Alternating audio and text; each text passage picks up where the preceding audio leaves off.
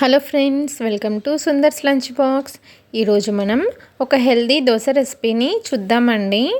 BP, sugar, రక్తహీనత కంట్రోల్లో ఉండడానికి, వెయిట్ లాస్ అవ్వడానికి రాగులతో ఈ రెసిపీని ట్రై చేయండి.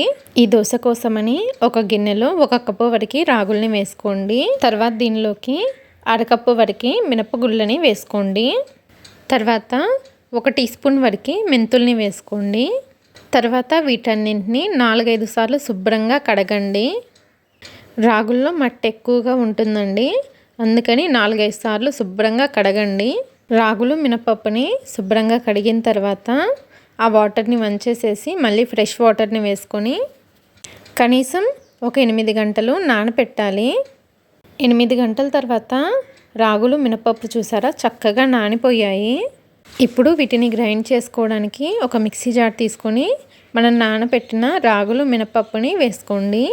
రాగులు, మినపప్పుని మిక్సీ జార్లో వేసుకున్న తర్వాత మీ రుచికి తగినంత ఉప్పుని వేసుకొని రాగులు, మినపప్పు మునిగే వరకు నీళ్ళని పోసుకొని ఈ పిండిని బాగా మెత్తగా గ్రైండ్ చేసుకోండి. ఇలా బాగా మెత్తగా గ్రైండ్ చేసుకున్న తర్వాత ఈ పిండిని ఒక గిన్నెలోకి వేసేసుకోండి.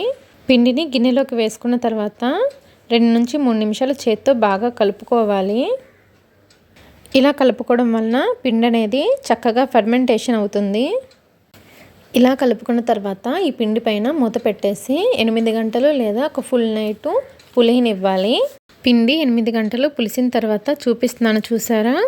పిండి చూసారు కదా, చక్కగా పొంగింది. ఇప్పుడు ఈ పిండిని గరిటెతో ఒకే డైరెక్షన్లో ఒకసారి కలుపుకోండి.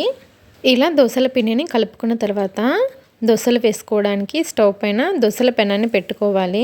తర్వాత పెనం బాగా వేడైన తర్వాత కొద్దిగా ఆయిల్ వేసుకొని టిష్యూతో కానీ కాటన్ క్లాత్తో కానీ క్లీన్ చేసేయండి.